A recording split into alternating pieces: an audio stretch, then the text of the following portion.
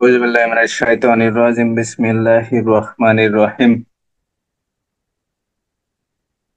ربي زدني علما ربي زدني علما ربي زدني علما আল্লাহ পাক আমাদের সবাইকে পড়ার মতো তৌফিক দান করুন।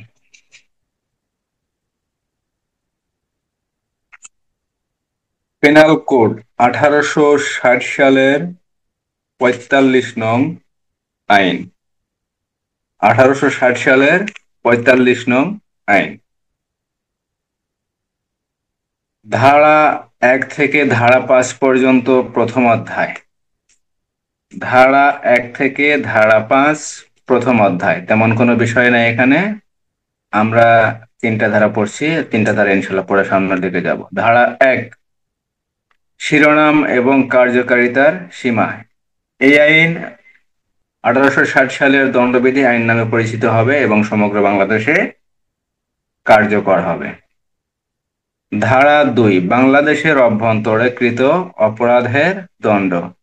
আমরা জানি যে যদি কোনো ব্যক্তি দেশে অবস্থান করে, যে কোনো জায়গায় অবস্থান করুক, সে যদি অবস্থান করে যদি কোনো অপরাধ করে তাহলে সেই অপরাধের বিচার বাংলাদেশেই হবে। যে এলাকায় করবে সেই এখতিয়ারাধীন এলাকার ম্যাজিস্ট্রেট বা আদালত বরাবর কি করা যাবে, সে অপরাধের বিচার করা যাবে, অনুসন্ধান করা যাবে, তদন্ত করা যাবে এবং অপরাধীকে দণ্ড প্রদান করা যাবে। ধারা 2। ধারা 3-এ বলা হয়েছে যদি কোনো ব্যক্তি বাংলাদেশের বাহিরে কোনো অপরাধ করে তাহলে সে অপরাধের বিচারও বাংলাদেশে করা যাবে। আইন বলে বাংলাদেশের অভ্যন্তরে বিচারযোগ্য অপরাধের ন্যায় কি করা যাবে, দণ্ড প্রদান করা যাবে। ধারা 3। ধারা 12। ধারা 12, জনসাধারণ জনগণ, সাধারণ জনগণ একই কথা। ধারা 12। ধারা 14, রাষ্ট্রের কর্মচারী, রাষ্ট্রের কর্মচারী। ধারা 17-তে সরকার। ধারা 17, সরকার, এমসিকিউ আসতে পারে। ধারা 19, বিচারক বা জজ, বিচারক বা জজ। ধারা 19। ধারা 20, বিচারালয়, বিচারের স্থানকে বিচারালয় বলা হয়। ধারা 20।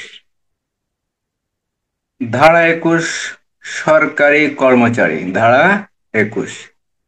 ধারা 22, স্থাবর সম্পত্তি।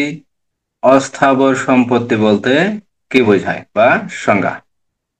ধারা 23, অন্যায় লাভ এবং অন্যায় ক্ষতি বলতে কি বোঝায় বা অন্যায় লাভ বা অন্যায় ক্ষতি কি, বা অবৈধ লাভ অবৈধ ক্ষতি। ধারা 24, অসাধু ভাবে, এমন কোনো কাজ করা হলো যে কাজটি সাধুভাবে করা হলো না, সৎ উদ্দেশ্যে করা হলো না, সৎভাবে কোনো কাজ করা হলো না, সে কাজটি হবে কি, অসাধুভাবে কাজ। 25, প্রতারণামূলক ভাবে, 25 প্রতারণামূলক ভাবে। 27, স্ত্রী, কেরানি অথবা ভৃত্য। এখানে বলা হয়েছে স্ত্রী, কেরানি, অফিসের কেরানি অথবা ভৃত্য বা চাকর, চাকরের অধিকারভুক্ত বা দখলভুক্ত সম্পত্তি। ধারা 27, অর্থাৎ যার সম্পত্তি হোক না কেন সেটা যদি চাকরের বা মনিবের, চাকরের বা কেরানির অথবা স্ত্রীর যদি দখলে থাকে, সেই দখল কি হবে, উক্ত ব্যক্তির দখলে রয়েছে বলে গণ্য হবে। অর্থাৎ যে ব্যক্তির সম্পত্তি তার দখলে আছে বলে গণ্য হবে। অর্থাৎ আমার সম্পত্তি যদি আমার আন্ডারে কোনো কেরানির কাছে থাকে তাহলে সেই সম্পত্তি আমার দখলে আছে বলে গণ্য হবে। অথবা আমার সম্পত্তি যদি আমার স্ত্রীর কাছে থাকে তাহলে সেটাও আমার স্ত্রীর অধিকারে যদিও থাকবে কিন্তু আমার অধিকার আছে বলে গণ্য হবে। অথবা আমার কেরানি, অফিসের যে কেরানি থাকবে বা আমাদের যারা সহযোগী থাকে, আমার যে কোনো সম্পত্তি যদি ওই কেরানির আন্ডারে থাকে বা কেরানির দখলভুক্ত থাকে বা অধিকারভুক্ত যদি হয় তাহলে সেই সম্পত্তি আমার দখলে আছে বলে বা অধিকারে আছে বলে গণ্য হবে। ধারা 27। ধারা 28, নকলকরণ। ধারা 28। ধারা 29, দলিল। অক্ষর, আকৃতি, চিহ্ন বা অন্য কোনো কিছুর সাহায্যে কোনো বস্তুর উপর লিখিত, অঙ্কিত, খোদাইকৃত বা বিবৃত যে কোনো কিছু যা প্রমাণ হিসেবে ব্যবহৃত হতে পারে তাকেই কি বলা হয়, দলিল বলা হয়। শর্ট প্রশ্ন আসতে পারে, দলিল, দলিল কাকে বলে। 30, মূল্যবান জামানত। 30 মূল্যবান জামানত। 34 কতিপয় ব্যক্তি কর্তৃক একই উদ্দেশ্য সাধনকল্পে কৃত কাজ। 2 4 5 7 জন 10 জন মিলে কি একই উদ্দেশ্য ডাকাতি করবে, একই উদ্দেশ্য কি করবে, বেআইনি সমাবেশ করবে, একই উদ্দেশ্য কি খুন করবে। কোন ব্যক্তিকে খুন করার জন্য কি করছে, 5 জন 7 জন 10 জন মিলে একত্রে সম্মিলিত হয়েছে যে আজ অমককে খুন করবে। তাহলে সম্মিলিত কাজ, সম্মিলিত কাজের ক্ষেত্রে অপরাধটা হবে ধারা 34। ধারা 39 স্বেচ্ছাকৃতভাবে, স্বেচ্ছাকৃতভাবে। ধারা 40 অপরাধ। ফৌজদারি কার্যবিধি আইনের ধারা 4-1 মূর্ধন্য। ধারা 41 বিশেষ আইন, ধারা 42 স্থানীয় আইন, ধারা 44 ক্ষতি, ধারা 44 ক্ষতি। ধারা 51 শপথ বা হলফ, ধারা 52 সৎবিশ্বাস বা সরল বিশ্বাস। ধারা 52 ক, ধারা 52 কতে বলা আছে আশ্রয় দান। স্বামী কর্তৃক স্ত্রী অথবা স্ত্রী কর্তৃক স্বামী ব্যতীত যদি কোনো ব্যক্তি অপর কোনো ব্যক্তিকে অপরাধের দায় হতে রক্ষা করার জন্য যদি টাকা পয়সা দিয়ে, খাবার দাবার দিয়ে, পোশাক পরিচ্ছদ দিয়ে, ধন সম্পদ দিয়ে, কোনো অস্ত্র শস্ত্র দিয়ে যদি কোনো সাহায্য করে, তাহলে সেই ব্যক্তি ওই ব্যক্তিকে আশ্রয় দান করেছে বলে গণ্য হবে। ধারা 52 ক। ধারা 52 ক শর্ট প্রশ্ন আসতে পারে, টিকাও আসতে পারে। আশ্রয় দান, ধারা 52 ক।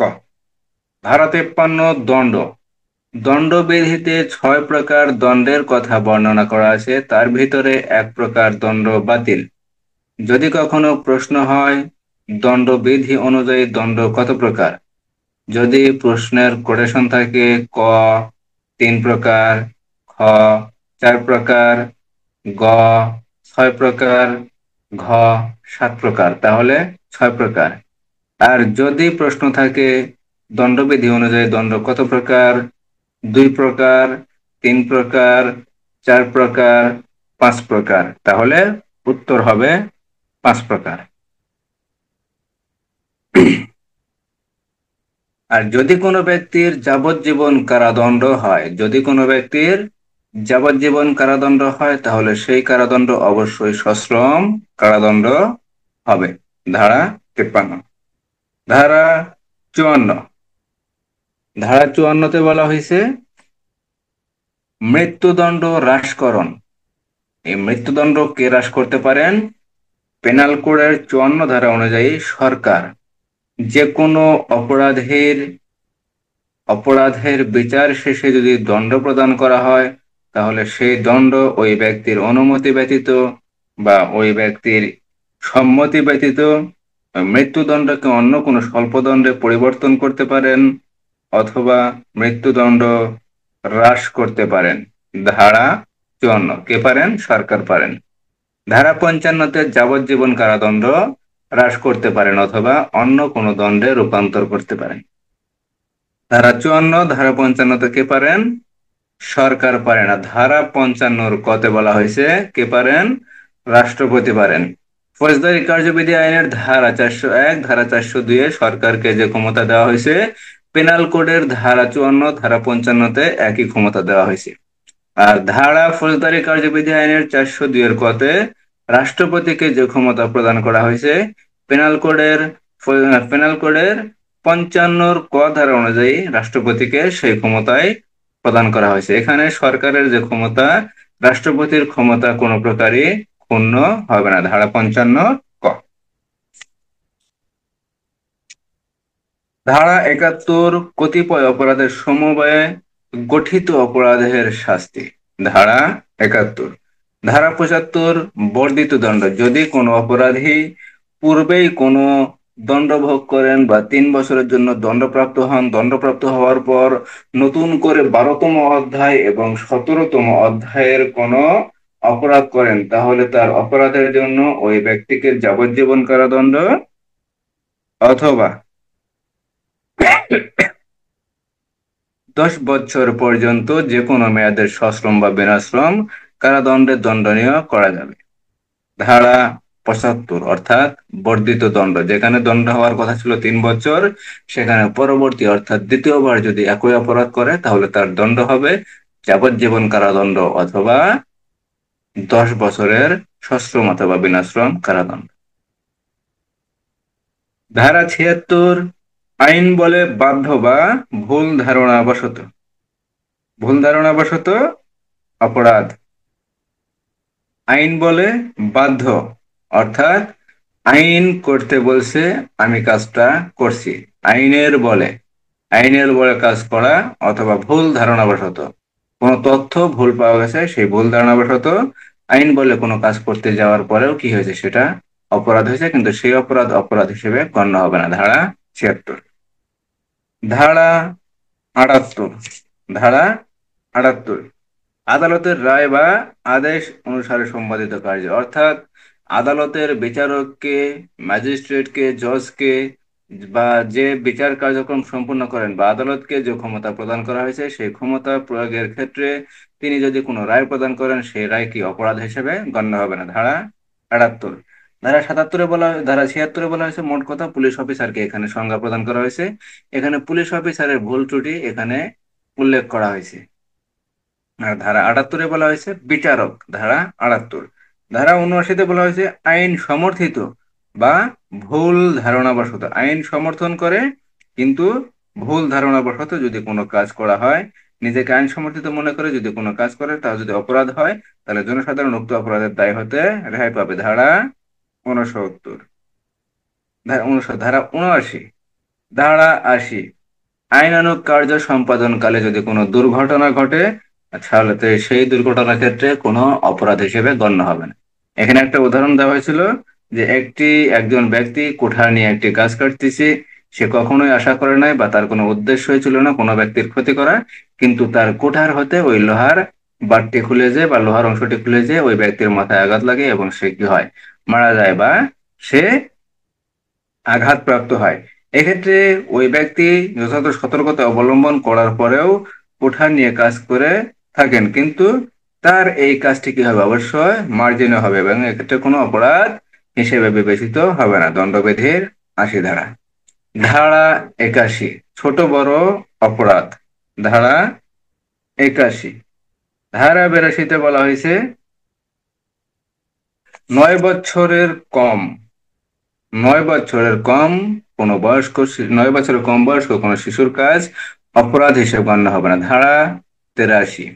9 বছরের বেশি কিন্তু 12 বছরের কম অবশ্যই বুদ্ধির পরিপক্ক সম্পন্ন হবে না, অর্থাৎ বোধ সম্পন্ন হবে না, বুঝতেই পারবে না তার কাজের যে ফলাফল বা তার কাজের জন্য কি হতে পারে, বা এই তার যে কাজের পরিণতি বা প্রকৃতি কি ঘটতে পারে, এই বিষয়ে যদি কোনো জ্ঞান বুদ্ধি না থাকে, তাহলে ওই শিশুর কৃত কাজ অপরাধ হিসেবে গণ্য হবে না। তাহলে ধারা 83-তে বলা হয়েছে 9 বছরের বেশি কিন্তু 12 বছরের কম, বলছে বুদ্ধির পরিপক্কতা যদি না থাকে, অথবা সে তার কাজের প্রকৃতি বা পরিধি সম্পর্কে যদি বুঝতে না পারে বা পরিণতি সম্পর্কে যদি বুঝতে অক্ষম হয়, কিন্তু সে যদি বুঝতে পারে, চালাক চতুর যদি হয়, তাহলে সেক্ষেত্রে কি অবশ্যই অপরাধ হিসেবে গণ্য হবে। ধারা 83। ধারা 84-তে বলা হয়েছে অপ্রকৃতিস্থ ব্যক্তির কাজ। অপ্রকৃতিস্থ ব্যক্তির কাজ, যে ব্যক্তি অপরাধ সংঘটনকালে অপ্রকৃতিস্থতার কারণে ওই কাজটির বা কার্যটির যদি পরিণতি বা পরিধি সম্পর্কে সে যদি বুঝতে না পারে বা প্রকৃতি সম্পর্কে সে যদি বুঝতে অক্ষম হয়, তাহলে তার অপরাধ, তার কৃত কাজটি অপরাধ হিসেবে গণ্য হবে না।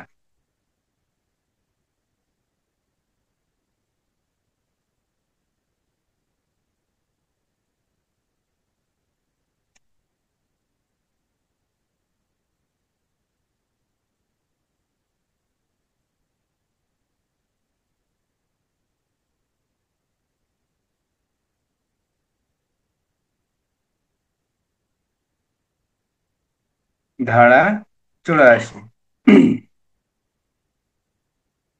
আজকের নতুন পড়া ইনশাল্লাহ আমরা পড়বো ধারা 85 থেকে। ধারা 85।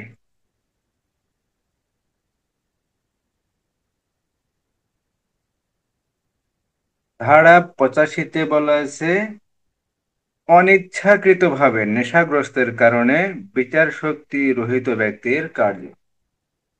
অনিচ্ছাকৃত বলতে বোঝানো হয়েছে নিজের ইচ্ছা নাই, নিজের ইচ্ছা নাই কিন্তু অপর কোনো ব্যক্তি তাকে নেশাগ্রস্ত বানায় ফেলছে, সেই ক্ষেত্রে যদি ওই ব্যক্তি কোনো অপরাধমূলক কাজ করে তাহলে তার কাজটি অপরাধ হিসেবে গণ্য হবে না। ধারা 85, কোনো ব্যক্তি অনিচ্ছাকৃতভাবে বা অন্যের দ্বারা নেশাগ্রস্ত হয়ে কোনো অপরাধ সংগঠন করলে তার উক্ত নেশাগ্রস্ততার কারণে অপরাধটির প্রকৃতি সম্পর্কে সে ব্যক্তি অবহিত হতে অপরাধ বা সে ব্যক্তি আইনের পরিপন্থী কার্য করেছেন বলে জানার অযোগ্য, তাহলে উক্ত ব্যক্তির কার্য অপরাধ হিসেবে গণ্য হবে না। ধারা 85। তাহলে এখানে বলা হয়েছে নিজের ইচ্ছা না, নিজের ইচ্ছায় মদ পান করে নাই, নিজের ইচ্ছায় গাঁজা খায় নাই, বা নিজের ইচ্ছায় অপ্রবেশিত হয় নাই, অর্থাৎ নিজের ইচ্ছায় কি হয় নাই, নেশাগ্রস্ত হয় নাই।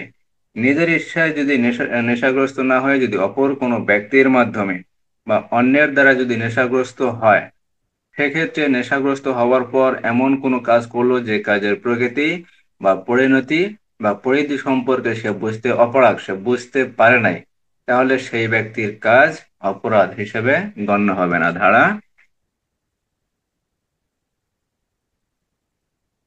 ধারা 85। আমরা ধারা 84-তে পড়ছিলাম অপ্রকৃতিস্থ ব্যক্তির কৃতকার্য। ধারা 84। আর ধারা 85-তে অনিচ্ছাকৃত, অনিচ্ছাকৃতভাবে বা অন্যের মাধ্যমে যদি নেশাগ্রস্ত হওয়ার পরে যদি কোনো কি করে, যদি কোনো অপরাধমূলক কাজ করে তাহলে সেই কাজটি অপরাধ হিসেবে গণ্য হবে না। ধারা 85। ধারা 85 বোঝা গেল?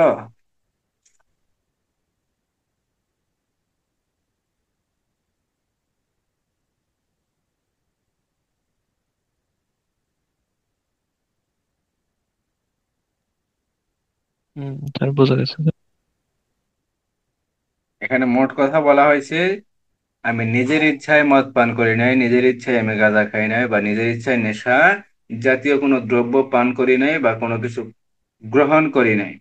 অন্যের মাধ্যমে দেখা গেল সে নিজে জানে নাই বা বুঝতে পারে নাই, ঠিক আছে, কোনো ব্যক্তি তাকে গ্লাসে পানির বদলে মদ খাওয়াইছে বা সেভেন আপে বা কোকের বোতলের ভিতরে মদ খাওয়াইছে, সে নেশাগ্রস্ত হয়ে গেছে। বা দেখা গেল কোনো ব্যক্তি কি করছে, বিড়ি সিগারেটের কোনো প্যাকেটের ভিতরে, বিড়ির ভিতরে বা সিগারেটের ভিতরে গাঁজা খাওয়াই দিছে। এখন ওই ব্যক্তি তো ওই সিগারেটটা খাওয়ার পর বা ওই জুসটা খাওয়ার পর বা ওই কোকের বোতলটা যখন সে খাইছে, পান করছে, তখন সে অটো কি হয়েছে, নেশাগ্রস্ত হয়ে গেছে। এখন নেশাগ্রস্ত যখন নিজের ইচ্ছায় হবে না, তখন সেটা কি হবে, সেই ব্যক্তি যদি কোনো কাজ করে সেই কাজের পরিধি বা পরিণতি বা প্রকৃতি সম্পর্কে সে যদি বুঝতে না পারে, তাহলে কি হবে না, তার কাজটি অপরাধ হিসেবে গণ্য হবে না। একজন মানুষ যখন নেশাগ্রস্ত হয়, নেশাগ্রস্ত হলে সে তো নিজেই বুঝতে পারে না কি করে না করে, সে তো বোঝার যাবতীয় মনে করেন যে ক্ষমতা হারায় ফেলে, সবকিছু বোঝার মতো পরিস্থিতিতে সে আর থাকে না। তখন যদি সে কোনো অপরাধমূলক কাজ করে, তাহলে তার সেই কাজটি কি হবে না, অপরাধ হিসেবে গণ্য হবে না। ধারা 85। আর এখানে আরেকটা জিনিস যদি বলা যায় যে সে নিজের ইচ্ছায় যদি নেশাগ্রস্ত হয়, তাহলে মাদকদ্রব্য আইন অনুযায়ী তো এমনিই অপরাধ হবে। মাদকদ্রব্য আইন অনুযায়ী এমনি অপরাধ হবে, তারপরে নিজে নেশাগ্রস্ত হয়ে যদি নতুন কোনো অপরাধমূলক কাজ করে তাহলে তার ডাবল অপরাধ। প্রথমে সে নেশাগ্রস্ত হয়েছে, মাদকদ্রব্য আইন অনুযায়ী অপরাধ। তারপরে দ্বিতীয়ত, নেশাগ্রস্ত হওয়ার পর সে কি করছে, অপরাধমূলক কোনো কাজ করছে, যার কারণে আবার সে দ্বিতীয় অপরাধী হবে। ধারা 85। ধারা 85।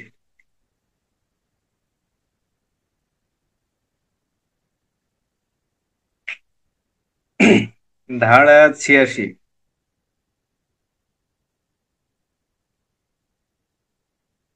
ধারা 86। ধারা 86-তে বলা হয়েছে, যে অপরাধের ক্ষেত্র বিশেষ, যে অপরাধের ক্ষেত্র বিশেষ উদ্দেশ্য বা জ্ঞানের প্রয়োজন রয়েছে, উন্মত্ত ব্যক্তি কর্তৃক সেই অপরাধ অনুষ্ঠান। ধারা 86।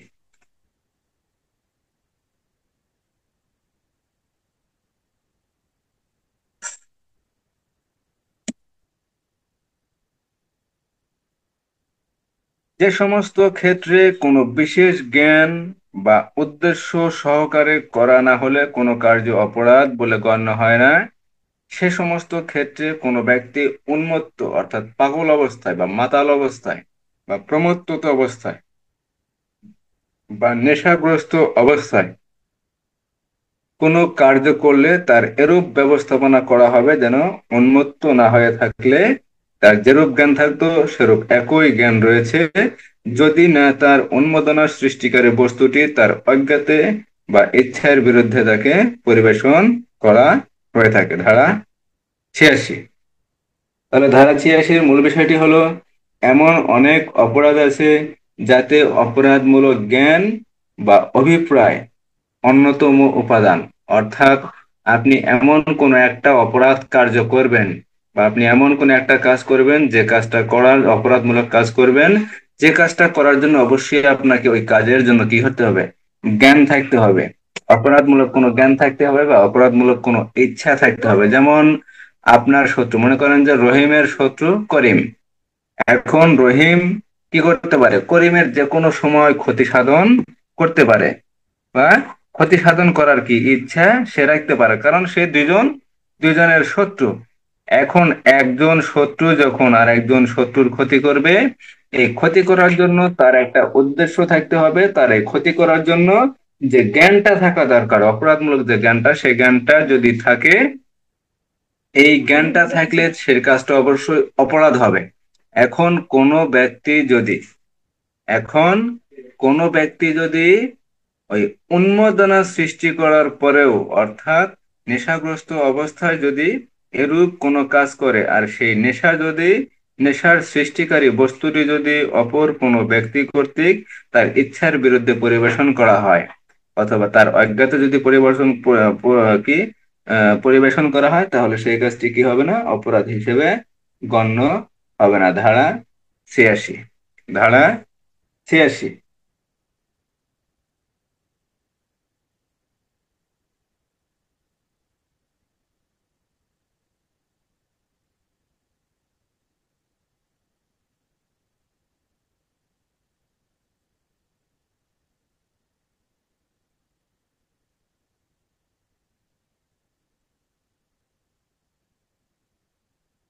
তাহলে ধারা 86-তে বলা হয়েছে, যে অপরাধের ক্ষেত্র বিশেষ উদ্দেশ্য বা জ্ঞানের প্রয়োজন আছে, এরূপ উন্মুক্ত ব্যক্তি কর্তৃক সেই অপরাধ অনুষ্ঠান।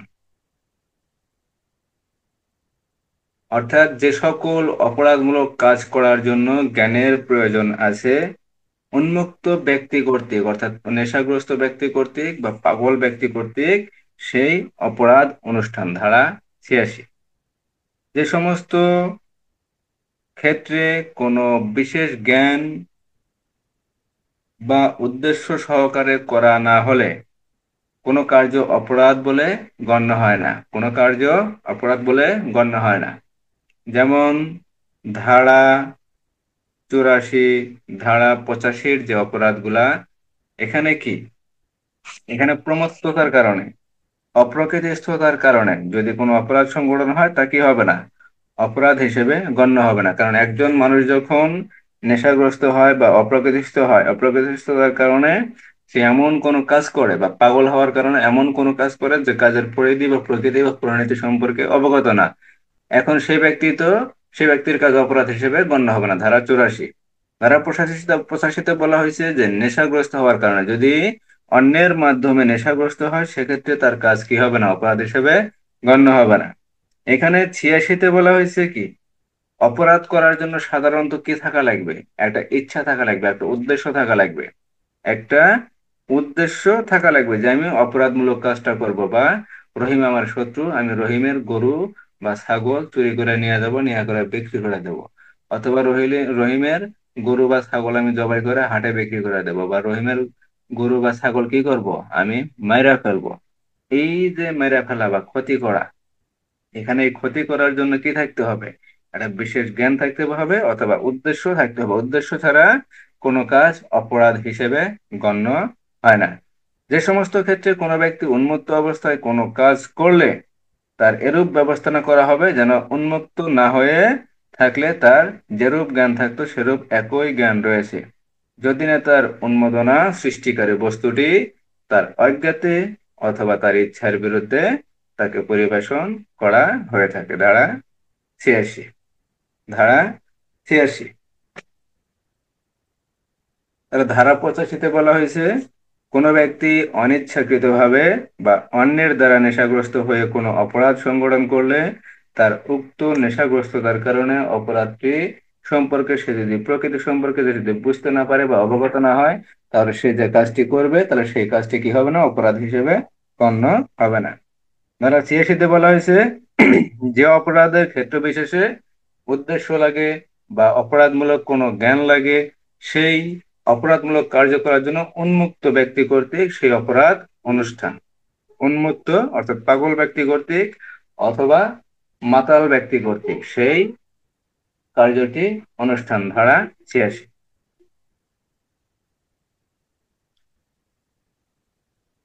ধারা ৮৫, ধারা ৮৬ বোঝা গেল না? বুঝতে কোনো সমস্যা আছে?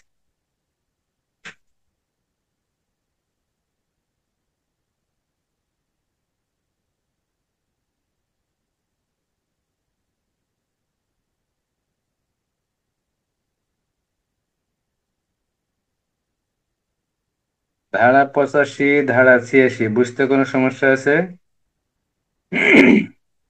কিন্তু স্যার যারা ৮৬টা কি ওই যে মানে পাগল, মানে তার ইচ্ছা, মানে তার এটা উদ্দেশ্য নাই অপরাধটা করার, তাও অপরাধটা সে করে ফেলাইছে, নেশাগ্রস্ত এরকম সে কিছু। যদি ক্ষতিগ্রস্ত হয় অন্যের মাধ্যমে, যদি না তার উন্মাদনা সৃষ্টিকারী বস্তুটি তার অজ্ঞাতে অথবা তার ইচ্ছার বিরুদ্ধে তাকে পরিবেশন করা হয়, এবং সেই পরিবেশনের ফলে সে যদি উন্মত্ততা হয় বা সে যদি পাগল হয় বা সে যদি মাতাল টাইপের যদি হয়, এই অবস্থায় যদি সে কোনো কার্য করে, কিন্তু সেই কার্য যদি স্বাভাবিক একটা মানুষ যদি কোনো অপরাধমূলক কাজ করে, সেই অপরাধমূলক কাজের জন্য কি তার ইচ্ছা শক্তি থাকে, তার একটা ইচ্ছা থাকে, তার একটা উদ্দেশ্য থাকে, আমি তার ক্ষতি করব। কিন্তু এই ক্ষতি যদি কোনো উন্মুক্ত ব্যক্তি করে, এবং সেই উন্মত্ততা যদি কোনো অপর কোনো ব্যক্তির মাধ্যমে যদি হয়, প্রমাণ যদি হয়, তাহলে কি হবে না, তা অপরাধ হিসেবে গণ্য হবে না। ধারা ৮৬। কথা বোঝা গেল?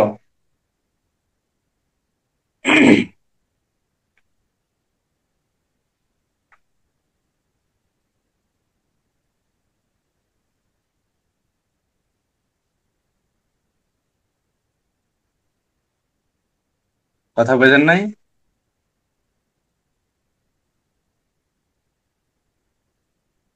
বুঝছি স্যার, আবার কোন তাহলে এখানে মূল বিষয়টি হলো, একটা অপরাধমূলক কাজ করার জন্য কি থাকা লাগবে? পরিকল্পনা, উদ্দেশ্য থাকা লাগবে। আপনি একটা অপরাধমূলক কাজ করবেন, আপনি চুরি করবেন, চুরি করার জন্য কি, যে আমি আজকে অমুকের বাসায় চুরি করবো বা অমুকের এলাকায় চুরি করবো, একটা উদ্দেশ্য আছে না, একটা পরিকল্পনা আছে। এই উদ্দেশ্য পরিকল্পনা মোতাবেক যদি কোনো ব্যক্তি মাতাল হওয়ার পরেও এই পরিকল্পনা মোতাবেক যদি কোনো অপরাধ করে, তাহলে সেই অপরাধটা অবশ্যই অপরাধ হবে। ঠিক আছে, কিন্তু আপনাকে ধরে নিতে হবে।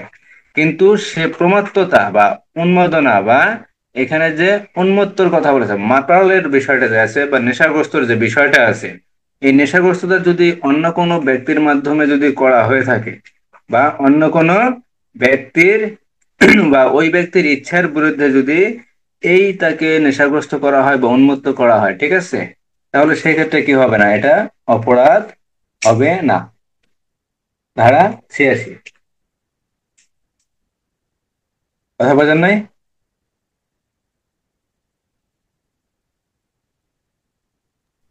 বুঝছি।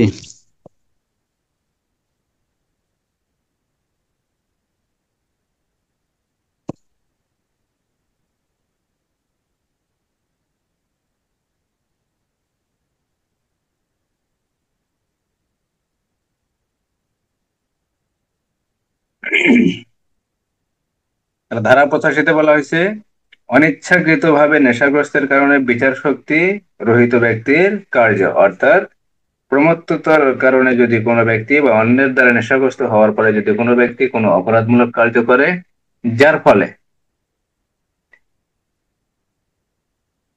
যার ফলে সে কাজের পরিণতি বা পরিধি সম্পর্কে সে বুঝতে পারে না, তাহলে কি হবে? সেই কাজটি অপরাধ হিসেবে গণ্য হবে না। আর এখানে 86 ধারায় বলা হয়েছে, যদি কোনো ব্যক্তি এমন কোনো কাজ করে যে কাজটি করতে তার বিশেষ জ্ঞান বা উদ্দেশ্য প্রয়োজন আছে বা অপরাধমূলক জ্ঞানের প্রয়োজন আছে, সেই কাজটি যদি সে প্রমত্তত অবস্থায় করে বা উন্মত্ত অবস্থায় যদি কোনো কার্য করে, তাহলে সেই কাজ উন্মত্ত না হয়ে থাকলে তার যেরূপ জ্ঞান থাকতো সেরূপ একই জ্ঞান রয়েছে, যদি না তার উন্মত্ততার পেছনে কোনো ব্যক্তি তার অজ্ঞাতে অথবা তার ইচ্ছার বিরুদ্ধে তাকে পরিবেশন করা হয়ে থাকে। ধারা 86। ধারা 87। ধারা 87, মৃত্যু বা গুরুতর আঘাত ঘটাবার উদ্দেশ্য নহে এরূপ সম্ভাবনাপূর্ণ বলে অজ্ঞাত কার্য সম্মতি সহকারে সম্পাদন করা। অর্থাৎ আমি আর আপনি এমন কোনো একটা কাজ করব যে কাজে কি থাকবে না, মৃত্যু বা গুরুতর আঘাতের কোনো উদ্দেশ্য থাকবে না, কিন্তু সম্ভাবনাপূর্ণ বলে অজ্ঞাত, কিন্তু এরূপ মৃত্যু বা গুরুতর আঘাতের সম্ভাবনা আছে, এরূপ কোনো কাজ সম্মতি সহকারে সম্পাদন করা। ধারা 87। ধারা 87, মৃত্যু বা গুরুতর আঘাত বা কোনো ক্ষতি সাধনের উদ্দেশ্য ব্যতীত এবং অনুরূপ ক্ষতির সম্ভাবনা রয়েছে বলে অজ্ঞাত কার্য যদি 18 বছরের অধিক বয়স্ক কোনো ব্যক্তির সম্মতি সহকারে সম্পাদনকালে কোনো ক্ষতি হয়, তাহলে উহা অপরাধ হিসেবে গণ্য হবে না। ধারা 87। এটা উদাহরণ দিলে অবশ্যই বুঝতে পারবেন। উদাহরণটা হলো, রহিম ও করিম ফুর্তির জন্য পরস্পর অশিকেরা অনুষ্ঠানে সম্মত হয়।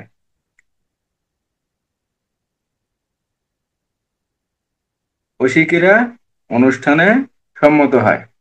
অশিকেরার ভিতরে মুষ্টিযুদ্ধ বা কুস্তি এ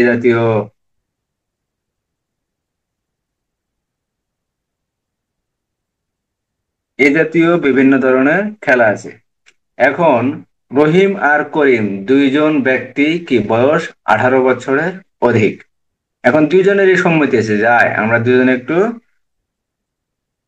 মুষ্টিযুদ্ধ করি অথবা কুস্তি করি, আমরা কুস্তি করে দুইজনকে পারে।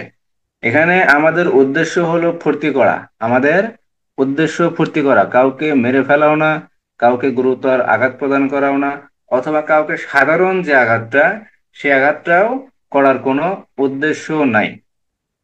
কিন্তু দুইজনেই জানে আমরা যদি মুষ্টিযুদ্ধ করি অথবা আমরা যদি কুস্তি করি, আমাদের সাধারণ জখম হতে পারে অথবা গুরুতর আঘাতও হতে পারে, বা আমাদের এমন কোনো আঘাত হতে পারে যে আঘাতের ফলে আমাদের মৃত্যু ঘটার সম্ভাবনা আছে। এরূপ যদি কোনো ব্যক্তি, দুই বা ততোধিক কোনো ব্যক্তি যদি সম্মত সহকারে এরূপ কোনো কাজ করে, এরূপ কাজ করার ক্ষেত্রে যদি কোনো ক্ষতি হয়, তাহলে তা অপরাধ হিসেবে গণ্য হবে না। ধারা 87। ধারা 87, অর্থাৎ ধারা 87-র মূল বিষয়টি হলো, মৃত্যু বা গুরুতর আঘাত বা কোনো ক্ষতি সাধনের উদ্দেশ্য ব্যতীত, অর্থাৎ মৃত্যু ঘটানো না, গুরুতর আঘাত না, বা কোনো ক্ষতি সাধন করার কি নাই, উদ্দেশ্য নাই, এরূপ উদ্দেশ্য ব্যতীত এবং অনুরূপ ক্ষতির সম্ভাবনা আছে, কিন্তু এমন কোনো কাজ করবে যে কাজের ফলে মৃত্যু, গুরুতর আঘাত বা অন্য কোনো ক্ষতি হওয়ার সম্ভাবনা আছে, জেনেও যদি যদি 18 বছরের অধিক কোনো ব্যক্তি উক্ত কার্যে বা উক্ত কাজে যদি সম্মতি প্রদান করে বা সম্মতি সহকারে যদি ওই কাজ সম্পাদন করে এবং তাতে যদি কোনো প্রকার ক্ষতি সাধন হয়, তাহলে সেই ক্ষতি অপরাধ হিসেবে গণ্য হবে না। ধারা 87, দুইজন ব্যক্তি যদি কুস্তি যুদ্ধ করে বা কুস্তি করে বা মুষ্টিযুদ্ধ যদি করে, তাদের সম্মতি যদি থাকে এবং তাদের বয়স যদি 18-র অধিক হয়, সেক্ষেত্রে যদি কোনো ক্ষতি সাধন হয়, তাহলে সেই ক্ষতি সাধন অপরাধ হিসেবে গণ্য হবে না। ধারা 87, অর্থাৎ খেলাধুলা করতে গিয়ে যদি কোনো আঘাতপ্রাপ্ত হয় বা কোনো আঘাত যদি হয়, তাহলে সেই খেলাধুলা করতে গিয়ে আঘাতের ক্ষেত্রে কোনো অপরাধ হবে না। ধারা 87। ধারা 87। ধারা 87 কি বোঝা গেল?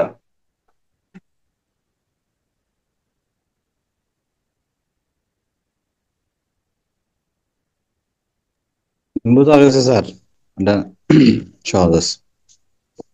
এখানে দুইজন ব্যক্তি, দুইজনের বয়সী 18। দুইজন আমরা একটু ফুর্তির জন্য খেলাধুলা করলাম, আমরা ক্রিকেট খেলি, ফুটবল খেলি, বিভিন্ন ধরনের খেলা খেলি। এখন খেলার ভিতরে যদি কোনো ব্যক্তি যদি কোনো আঘাত লাগে, গুরুতর আঘাত পায় বা কোনো যদি ক্ষতি হয়, হাত পা যদি ভেঙে যায়, সেক্ষেত্রে কি অপরাধ হবে? কখনোই অপরাধ হবে না যদি তার বয়স 18 বছরের বেশি হয়। এবং আমাদের সাধারণত যে খেলাগুলা হয়, আমরা কুস্তি খেলি বা ওই যে আমরা মোরগ যুদ্ধ খেলি, এগুলা খেলা, তারপর ফুটবল খেলা, ক্রিকেট খেলা, আরো বিভিন্ন ধরনের খেলা আছে। এই খেলাগুলা কি আমোদ ফুর্তির জন্য খেলা হয়। এখন সবার ক্ষেত্রে তো বয়স আর 18 হয় না, 18 হয় না, বা 18 যাদের বয়স হয়, এই সকল সম্মতি সহকারে যদি এই সকল খেলাধুলা যদি করা হয় বা যে কোনো কাজে করা হোক না কেন, ওই কাজটা যদি মৃত্যু, গুরুতর আঘাত বা অন্য কোনো ক্ষতি সাধনের উদ্দেশ্য ব্যতীত করা হয় এবং ওই ব্যক্তির যদি সম্মতি সহকারে, যার বয়স 18 বছর, তার সম্মতি সহকারে যদি ওই কাজটি করা হয় এবং সে যদি জানে যে আমি এই কাজটা করলে আমি আঘাত পাইতে পারি, আমার কোনো সমস্যা হতে পারে বা আমার কোনো ক্ষতি হতে পারে, আমার মৃত্যু ঘটতে পারে, সে জেনে শুনে বুঝে যদি সম্মতি প্রদান করে এবং সম্মতি প্রদান সহকারে যদি সেই কাজটি করা হয় এবং তার ফলে যদি কোনো ক্ষতি সাধন হয়, সেই ক্ষেত্রে তার ওই ক্ষতি কি হবে না, অপরাধ হিসেবে গণ্য হবে না। ধারা 87।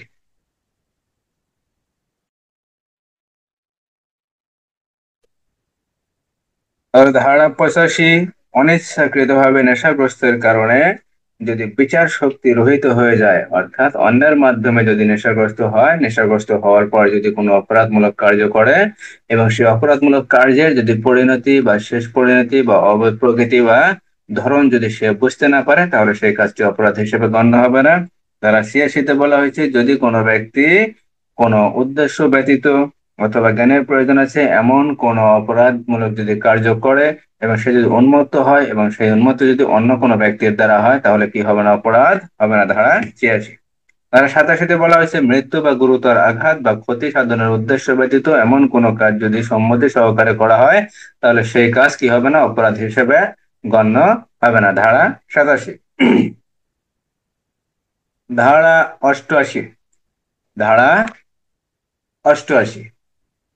88 ধারায় বলা হয়েছে, মৃত্যু ঘটাবার জন্য অভিপ্রেত নহে এমন কার্য ব্যক্তি বিশেষের উপকারার্থে সদ্বিশ্বাসে সম্মতি সহকারে সম্পাদন। অর্থাৎ মৃত্যু ঘটানোর উদ্দেশ্য নয়, এই উদ্দেশ্য ব্যতীত কোনো ব্যক্তির উপকার করার জন্য সদ্বিশ্বাসে সদ্বিশ্বাসে সম্মতি সহকারে কোনো কার্য সম্পাদন। এখানে বলা হয়েছে 88 দ্বারায় যে এমন কোনো কাজ করা হবে যে কাজের ফলে মৃত্যু ঘটতে পারে, কিন্তু মৃত্যু ঘটানোই উদ্দেশ্য নয়। মৃত্যু ঘটানো উদ্দেশ্য নয়, মৃত্যু ঘটানোর উদ্দেশ্য ব্যতীত ওই ব্যক্তির উপকার করার জন্য এমন কোনো কাজ সম্পাদন করা হবে যে বা ওই ব্যক্তির উপকারার্থে সদ্বিশ্বাসে সম্মতি সহকারে সম্পাদিত কোনো কার্য। ধারা 88। মৃত্যু ঘটানোর উদ্দেশ্য ব্যতীত কোনো ব্যক্তির উপকারার্থে উক্ত ব্যক্তির প্রকাশ্য বা পরোক্ষভাবে সম্মতি সহকারে কোনো কার্য সম্পাদনকালে কোনো ক্ষতি হলে বা অপরাধের সৃষ্টি হলে উহা অপরাধ হিসেবে গণ্য হবে না। ধারা 88। ধারা 88। ধারা 87-র প্রশ্নটা হয় ধারা 87। ধারা 87-র মাঝে মাঝে প্রশ্ন হয় খেলাধুলার সম্মতি সম্মতি সহকারে যদি এমন কোনো কাজ করা হয় যে কাজের ফলে অপরাধ হবে না, অপরাধ হবে না, অপরাধের উদ্দেশ্য নয় মৃত্যু ঘটানো বা গুরুতর জখম করা অথবা কোনো ক্ষতি করা, উদ্দেশ্য নয়, কিন্তু জানা যায় যে, বোঝা যায় যে এই কাজটার মাধ্যমে ক্ষতিটা হতে পারে, হওয়ার সম্ভাবনা আছে, ওই কাজটি যদি সম্মতি সহকারে করা হয় এবং তার ফলে যদি কোনো অপরাধ সৃষ্টি হয় বা অপরাধমূলক যদি কোনো কাজ হয়, সে কাজটি অপরাধ হিসেবে গণ্য হবে না। ধারা 87। আর ধারা 88-তে বলা হয়েছে, মৃত্যু ঘটানোর জন্য উদ্দেশ্য নয়, মৃত্যু ঘটানোর উদ্দেশ্য ব্যতীত এমন কার্য ব্যক্তি বিশেষের উপকারার্থে সদ্বিশ্বাসে সম্মতি সহকারে সম্পাদন। অর্থাৎ মৃত্যু ঘটানোর উদ্দেশ্য ব্যতীত কোনো ব্যক্তির উপকারার্থে অর্থাৎ উপকার করার জন্য উক্ত ব্যক্তির প্রকাশ্য বা পরোক্ষভাবে সম্মতি সহকারে কোনো কার্য সম্পাদনকালে কোনো ক্ষতি হলে বা কোনো অপরাধের সৃষ্টি হলে ওই কাজটি অপরাধ হিসেবে গণ্য হবে না। ধারা 88। অর্থাৎ এমন কোন কাজ করব যে কাজের ফলে মৃত্যু ঘটতে পারে বা কোনো দুর্ঘটনা ঘটতে পারে।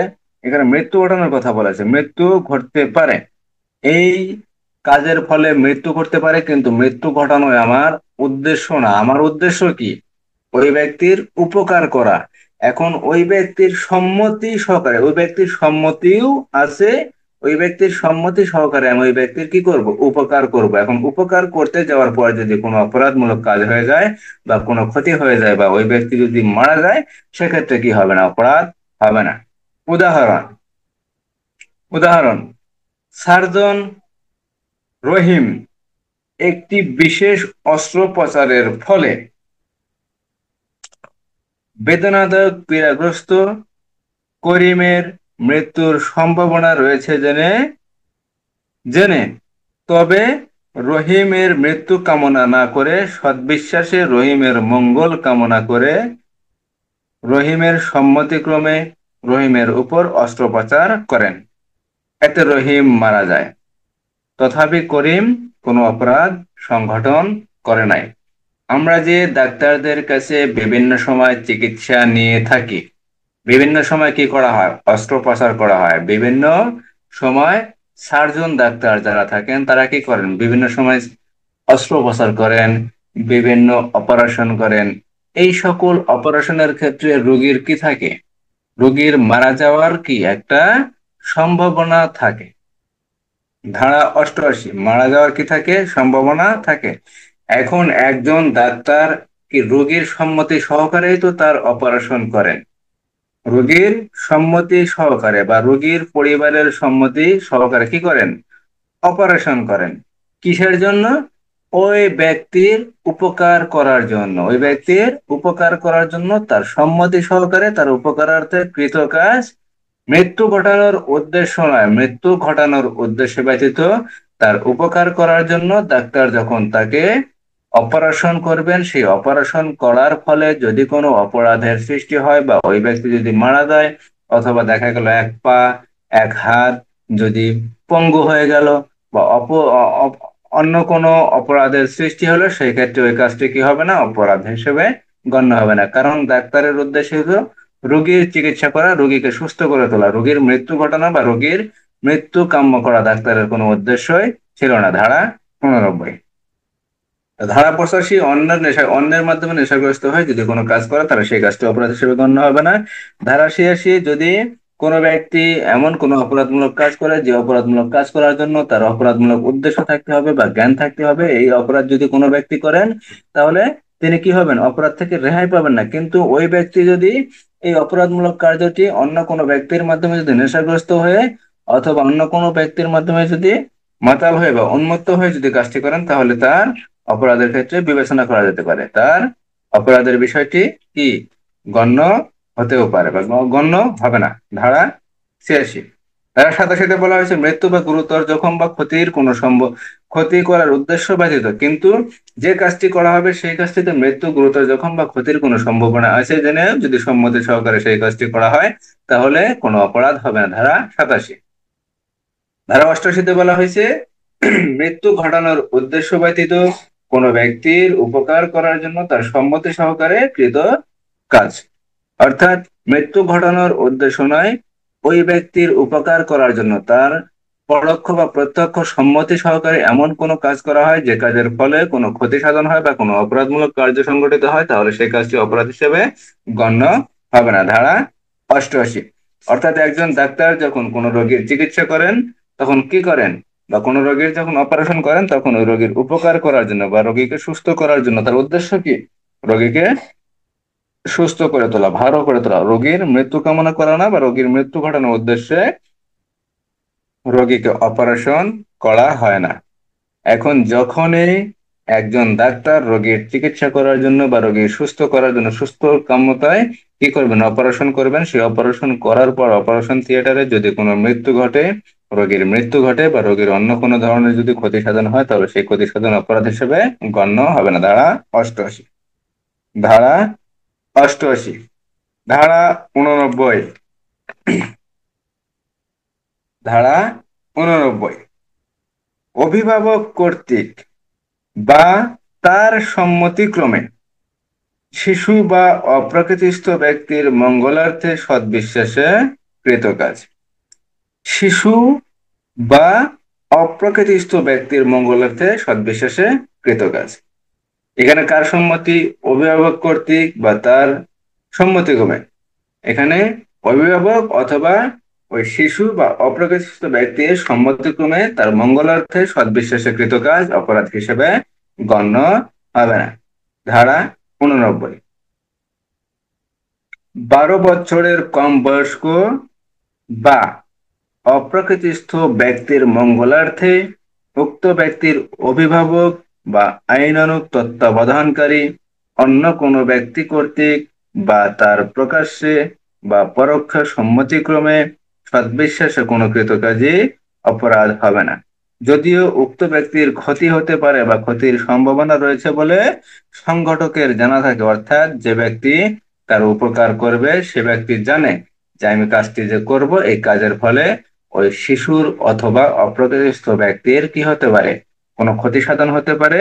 এই ক্ষতি সাধন হতে পারে এই বিষয়টা যদি ওই ব্যক্তির জানা থাকে, তারপরেও যদি উপকার করার জন্য ওই ব্যক্তি তার অভিভাবকের সম্মতিক্রমে অথবা তার সম্মতিক্রমে যদি সেই কাজটি করে, তাহলে সেই কাজটি অপরাধ হিসেবে গণ্য হবে না।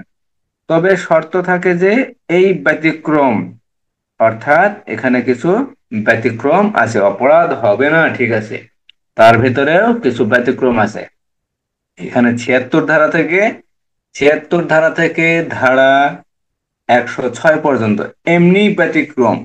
এই ব্যতিক্রমের ভিতরে আবার ব্যতিক্রম আছে ধারা 89। প্রথম ব্যতিক্রম, ইচ্ছাকৃতভাবে মৃত্যু সংঘটনের চেষ্টার ক্ষেত্রে প্রযোজ্য হবে না। অর্থাৎ কোনো ব্যক্তি উপকার করবে ঠিক আছে, কিন্তু সে যদি ইচ্ছাকৃতভাবে যদি মৃত্যু ঘটায়, তাহলে সেক্ষেত্রে কি হবে না, এই 89 ধারা তার ক্ষেত্রে প্রযোজ্য হবে না।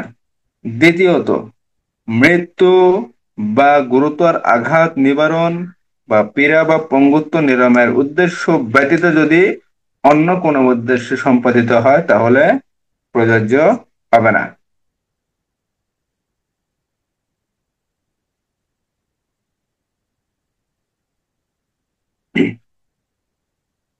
তৃতীয়ত, যদি মৃত্যু বা গুরুতর আঘাত নিবারণ বা পীড়া বা পঙ্গুত্ব নিরাময়ের উদ্দেশ্য ব্যতীত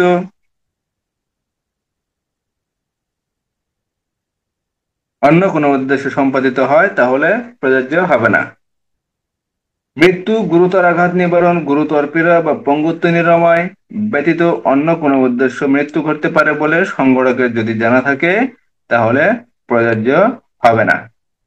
চতুর্থত, কোনো অপরাধ অনুষ্ঠানের সহায়তার ক্ষেত্রে প্রযোজ্য হবে না। ধারা 89।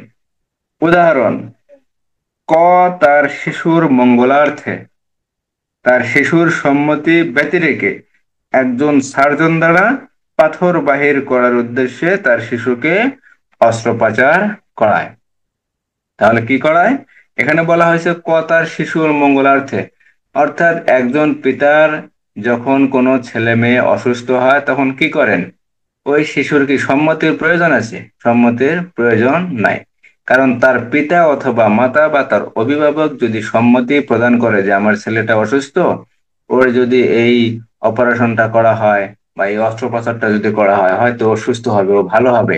এই পিতামাতার সম্মতি সহকারে যখন কোনো অস্ত্রোপচার করানো হবে এবং এই পিতামাতার জানা থাকে যে উক্ত অস্ত্রোপচারের ফলে শিশুটির মৃত্যু ঘটতে পারে, কিন্তু শিশুকে মারার অভিপ্রায়ে কার্যটি করা হয় নাই। কি জন্য করা হয়েছে? শিশুকে সুস্থ করার জন্য। কিন্তু এই সুস্থ করার ক্ষেত্রে যে অপারেশনটা করা হবে বা যে অস্ত্রোপচারটা করা হবে, সেই অস্ত্রোপচারের ক্ষেত্রে শিশুটি কি হতে পারে, মৃত্যু ঘটতে পারে বা মারা যাওয়ার সম্ভাবনা আছে।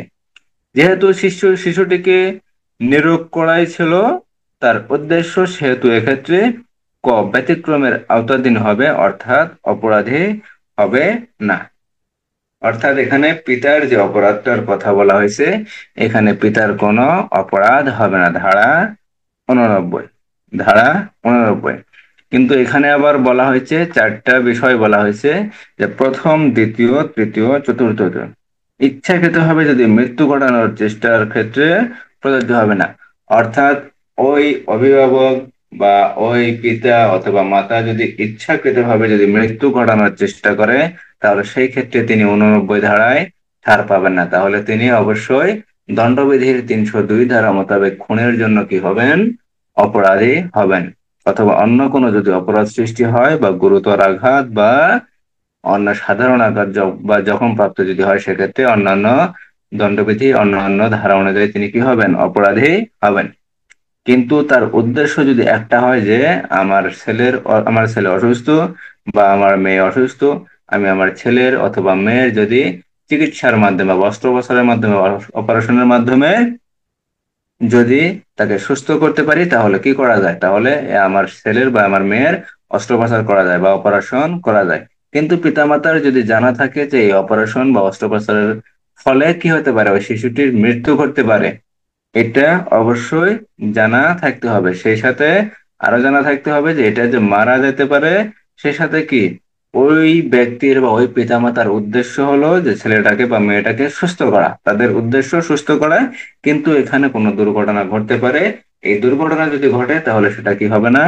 অপরাধ হবে না। এখানে কে অপরাধী হবে না? ওই পিতা মাতা বা অভিভাবক যে সম্মতি প্রদান করবেন, সে অপরাধী হবে না। আবার দেখা গেল যে ভাইস্তা বা ভাস্তি অসুস্থ, ভাইস্তা ভাস্তির কি নাই? বাপ মা নাই। এখন ভাইস্তা বা ভাস্তিকে যদি মাইরা ফেলানো যায়, সেক্ষেত্রে কি হতে পারে? তার যে সম্পদ আছে সমস্ত সম্পদের মালিক চাচাচাচি হতে পারে, বা চাচাতো ভাই যারা থাকবে তারা হতে পারে। এখন সেই উদ্দেশ্যে যদি, অর্থাৎ মেরে ফেলার উদ্দেশ্যে যদি এই কাজটা করা হয়, তাহলে সেটা অবশ্যই অপরাধ হবে। ধারা 89, ধারা 89। তা ধারা 85, ধারা 86, ধারা 87, ধারা 88, ধারা 89 বোঝা গেল না? বুঝতে কারো কোনো সমস্যা আছে? বোঝা গেছে স্যার, বুঝতে পারছি। তাহলে ধারা 89 কি বোঝা গেছে? বোঝা গেছে স্যার। ধারা 89টা তো হলো কর্তৃক সম্মতি। অভিভাবক তো কোনো কিছু করে নাই, তো ডাক্তারই অপারেশন করবে। না, ডাক্তার অভিভাবক। অপারেশন করছে, সেটা হলো ওই যে 88 ধারায়, যেটা ডাক্তারের হুম। যে অপরাধ, এখানে 88 ধারায়। আর 89 ধারায় যে সম্মতি প্রদান করছে সেই ব্যক্তির অপরাধ। অর্থাৎ পিতামাতা বা পিতামাতার যে অনুপস্থিতিতে তার যে অভিভাবক থাকবে, চাচা চাচি বা বড় ভাই ছোট ভাই এরূপ হতে পারে, হতে পারে না এরূপ যারা অভিভাবক থাকবে তাদের অপরাধ, ধারা 89। আর ধারা, এটা বলা হয়েছে 88-তে, ডাক্তারের অপরাধ, অর্থাৎ এখানে ডাক্তার যে চিকিৎসা করবেন সেটা ডাক্তারের অপরাধ। এখানে ডাক্তার কি করবেন? ডাক্তারও তো রোগ নিরাময়ের জন্য বা সুস্থ করার জন্য সে অস্ত্রোপচার করবেন বা অপারেশন করবেন। এই ক্ষেত্রে যদি কোনো অপরাধ ঘটে যায়, অনেক সময় তো ঘটে যায়, অনেক সময় ঘটে যাওয়ার পরে কি হয়? বিভিন্ন ধরনের মিছিল মিটিং, বিভিন্ন কিছুই যাই হোক আর কি হয়, এগুলা যাই হোক। এখানে 88 ধারার যে কাজটার কথা বলা আছে, ডাক্তার যখন কোনো রোগীকে চিকিৎসা দেবেন, কোনো অস্ত্রোপচার করবেন, অপারেশন করবেন, এখানে যেই কথাই বলা আছে না কেন, সেই কাজটা যদি উপকারার্থে হয়, সদ্বিশ্বাসে যদি উপকারার্থে করা যদি হয়, সেক্ষেত্রে সম্মতি সহকারে যদি এই কাজটা সম্পাদন করা হয়, তাহলে কি হবে না? অপরাধ হিসেবে গণ্য হবে না। কিন্তু 89 ধারায় আবার যে বলা আছে, যারা সম্মতি প্রদান করবেন তাদের সম্মতির ক্ষেত্রে আবার কি হতে হবে? অবশ্যই চারটা বাধা নিষেধ আছে, এই চারটা শর্ত আছে। এই শর্তের ভিতরে যদি আবার করে, তাহলে সেটা আবার অবশ্যই অপরাধ হিসেবে গণ্য হবে। প্রথম শর্ত হলো, যদি ইচ্ছাকৃতভাবে মৃত্যু ঘটানোর উদ্দেশ্যে যদি এই কাজটি করা হয়, তাহলে সেক্ষেত্রে কি হবে না? এটা প্রযোজ্য হবে না। আর দ্বিতীয় বিষয়টি হলো, মৃত্যু, গুরুতর আঘাত নিবারণ বা গুরুতর পীড়া বা পঙ্গুত্ব নিরাময় ব্যতীত অন্য কোনো উদ্দেশ্যে যদি মৃত্যু ঘটতে পারে বলে সংগঠকের জানা থাকে, তাহলে প্রযোজ্য হবে না। ধারা 89। প্রথম বলা হয়েছে ইচ্ছাকৃতভাবে মৃত্যু, আর দ্বিতীয়ত বলা হয়েছে যে মৃত্যু হতে পারে বা গুরুতর আঘাত করতে পারে বা পঙ্গুত্ব নিরাময় ব্যতীত। এগুলো ব্যতীত যদি অন্য কোনো উদ্দেশ্য, অর্থাৎ রোগীকে সুস্থ করার উদ্দেশ্য ব্যতীত অন্য কোনো উদ্দেশ্য কি হতে পারে? রোগীকে পঙ্গু করা যেতে পারে, রোগীকে মেরে ফেলা যেতে পারে, রোগীকে রোগীকে মনে করেন যে একবারে শারীরিক ভাবে অসুস্থ, মানে বিছানায় শুয়ে ফেলাতে পারে। এইসব উদ্দেশ্যে, বিভিন্ন রকম যে উদ্দেশ্য থাকে, সেই উদ্দেশ্যে যদি কোনো কার্য সংগঠন করা হয় সেক্ষেত্রে কি হবে না, সে ছাড় পাবে না, অপরাধী হবে। তৃতীয়ত বলা হয়েছে মৃত্যু, গুরুতর আঘাত বা নিবারণ বা পীড়া বা পঙ্গুত্ব নিরাময়ের উদ্দেশ্য ব্যতীত যদি অন্য কোনো উদ্দেশ্য সম্পাদিত হয় তাহলে প্রযোজ্য হবে না। তাহলে দুইটা, দ্বিতীয় বিষয় আর তৃতীয় যে বিষয়টা প্রায় সেম বিষয়। আর চতুর্থ বিষয়টি হলো কোনো অপরাধ অনুষ্ঠানের সহায়তার ক্ষেত্রে প্রযোজ্য হবে না। অর্থাৎ কোনো অপরাধ অনুষ্ঠানে সহায়তা করার জন্য যদি সহায়তা করা হয়, কোনো অপরাধ অনুষ্ঠানের জন্য যদি সহায়তা করা হয় সেক্ষেত্রে কি হবে না, এই ধারা 89 প্রযোজ্য হবে না। অর্থাৎ যে ব্যক্তি সম্মতি প্রদান করবেন সে ব্যক্তি কি করবেন, ফেঁসে যাবেন। যে ব্যক্তি এই সকল উদ্দেশ্যে সম্মতি প্রদান করবেন, অর্থাৎ ইচ্ছাকৃতভাবে মেরে ফেলার উদ্দেশ্যে, ইচ্ছাকৃতভাবে রোগ নিরাময় উদ্দেশ্য ব্যতীত বা অন্য কোনো উদ্দেশ্য ব্যতীত যদি সম্মতি প্রদান করেন সেক্ষেত্রে তিনি কি হবেন, তিনি দোষী সাব্যস্ত হবেন। অর্থাৎ তিনি এই ক্ষেত্রে যে ছাড়টার কথা বলা আছে, ব্যতিক্রমের কথা বলা আছে, তিনি ব্যতিক্রমের আওতায় পড়বেন না। ধারা 89। ধারা 90 যাব। না স্যার, এই পর্যন্ত থাও। তাহলে ধারা 85, 86, 87, 88, 89, পাঁচটা ধারা। পাঁচটা ধারা করা হয়েছে। আর সকালবেলা আগামীকাল সকালবেলা 7:50, 7:50 ইনশাল্লাহ ক্লাসে থাকবেন। আর এই ধারা 85 থেকে ধারা 89 বুঝতে কারো সমস্যা আছে? আর কোনো বিষয়ে প্রশ্ন আছে?